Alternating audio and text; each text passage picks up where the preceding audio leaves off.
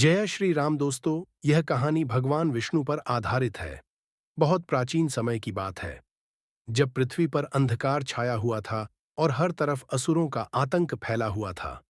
अधर्म के बढ़ते प्रकोप से संसार पीड़ित था और लोग दुखों के बोझ तले दबे हुए थे।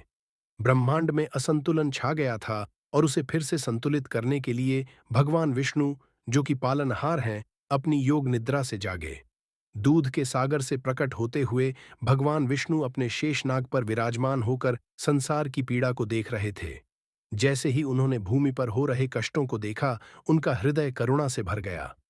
दिन प्रतिदिन लोगों की पीड़ा की पुकारें आकाश में गूंजने लगीं और भगवान विष्णु ने मन ही मन निर्णय किया कि अधर्म का अंत करने के लिए उन्हें स्वयं पृथ्वी पर अवतरित होना पड़ेगा। भगवान विष्णु ने एक साधारण आर्षि नारायण के रूप में अवतार लिया और पृथ्वी पर आ गए। साधारण वस्त्रों में वे गांव-गांव और जंगलों में भ्रमण करने लगे। लोगों को करुणा, क्षमा और सहानुभूति का उपदेश देने लगे।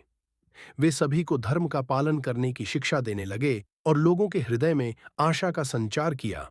इसी दौरान एक शक्तिशाली असुर, कालनेमी, ने नारायण का मार्ग रोका और उन पर प्रहार करने लगा। कालनेमी ने नारायण का मजाक उड़ाते हुए उनकी सरलता को उनकी कमजोरी समझा, लेकिन नारायण मुस्कुराते हुए शांत रहे। जैसे ही असुर ने हमला किया, नारायण ने एक दिव्य मंत्र का उच्चारण किया और सत्य की शक्ति को बुलाया। तभी नारायण के हृदय से एक तेज प्रकाश प्रकट हुआ, जिसने उनकी वास्तविकता को उजागर कर दिया।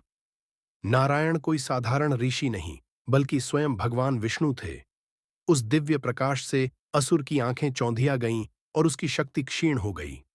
विष्णु ने उसे अपनी करुणामयी दृष्टि से देखा और उसे अधर्म त्यागने का अवसर दिया। परंतु अभिमानी असुर ने समर्पण नहीं किया और वहां से भाग निकला, हार कर और शक्तिहीन होकर। नारायण के कार्यों की चर्चा पूरे प्रदेश में फैल गई।